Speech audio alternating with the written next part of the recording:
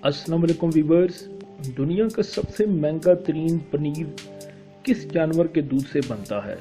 क्या आप ये जानते हैं कि दुनिया का सबसे महंगा तरीन पनीर किस जानवर के दूध से बनता है? तो आप हैरत ज़दा रह जाएंगे कि वो गधी के दूध से बनता है। कहाँ बनता है ये भी मैं आपको बताता हूँ। दूध और दही के अलावा डेयरी मसनूआत में पनीर एक ऐसी चीज़ है जो तकरीबन सभी को पसंद होती है।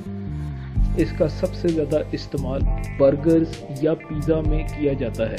लेकिन बात अगर की जाए दुनिया के महंगे तरीन पनीर की, तो इसकी कीमत यकीनन किसी के भी होश उड़ाने के लिए काफ़ी होगी।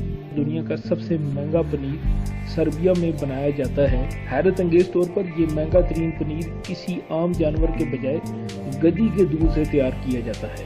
और व्यूअर, यहाँ मैं आपको बताता चलूँ कि इसकी कीमत $1130 है। जी हाँ, $1130।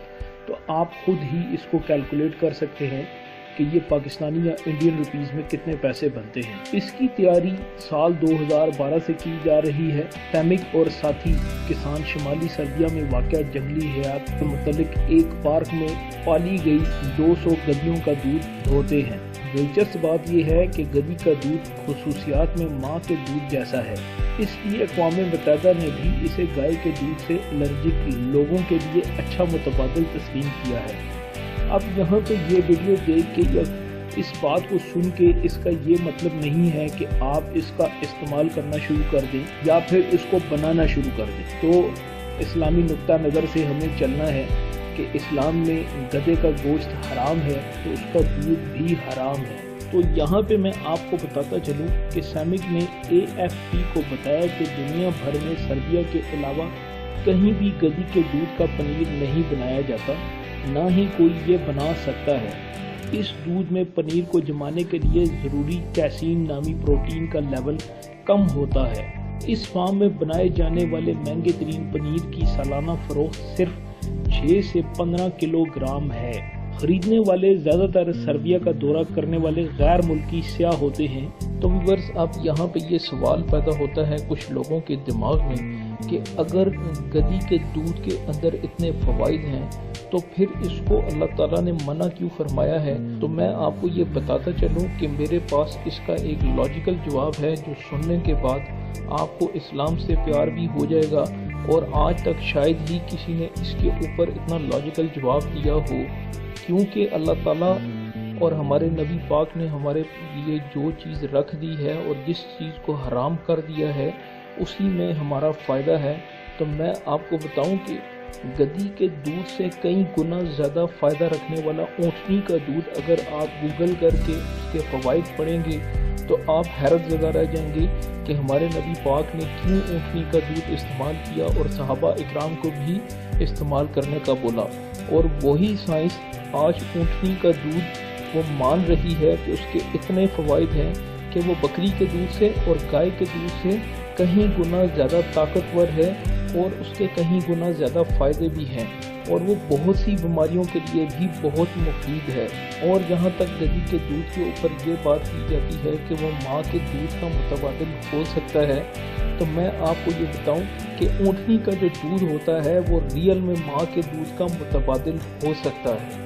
ऊँटनी के दूध की खुशियात माँ के दूध से मुमासलत रखती हैं। ऐसे बच्चे जिनके लिए माँ का दूध नाकाफ़ी होता है या माँ किसी बीमारी या इन्फेक्शन के बायस बच्चे को अपना दूध नहीं पिला पाती, तो माँ के दूध का बेहतरीन मुतबादिल ऊँटनी का दूध हो सकता है। ऊँटनी के दूध में क़ुव्वत मुदाफ़त बढ़ाने वाले मादे और ऐसे एंजाइम पाए जाते हैं जो माँ के दूध में मौजूद होते हैं, जो वायरल इन्फेक्शन के खिलाफ लड़ते हैं, मदद करते हैं। लिहाजा ऐसा बच्चा जिसे माँ का दूध ना मिल पाए और वो गाय का दूध या पाउडर का दूध हजम न कर पाए, इसे ऊँटनी का दूध बिला किसी खौफ के दिया जा सकता है। आम तौर पर दूध से एलर्जी रखने वाले अफराद दूध की चिकनाई हजम नहीं कर पाते और अगर वो स्कैम्ड मिल्क पिए तो इनका जिस्म वो भी कबूल नहीं करता, जिसके बायस इनकी क़ुव्वत मुदाफ़त बेहद कम हो जाती है। जबकि ऊँटनी के दूध में सिर्फ 2 से 3% फैट चिकनाई होती है और कुदरती तौर पर ओमेगा 3 फैटी एसिड से भरपूर होता है, جس کی وجہ سے نہ صرف کیلشیم بلکہ وٹامن ڈی بھی بھرپور مقدار میں ملتا ہے۔ چونکہ اونٹنی کے دودھ میں چکنائی نہ ہونے کے برابر ہوتی ہے، اس لیے اسے لمبے عرصے کے لیے فریز کیا جا سکتا ہے اور اس دودھ کے پھٹنے اور خراب ہونے کا بھی خدشہ نہیں ہوتا۔ اور یہ بات آج جو ہے سائنس بھی مانتی ہے۔ ذیابیطس کے مریضوں کے لیے بھی بہت مفید ہے، وزن بھی کم کرتا ہے۔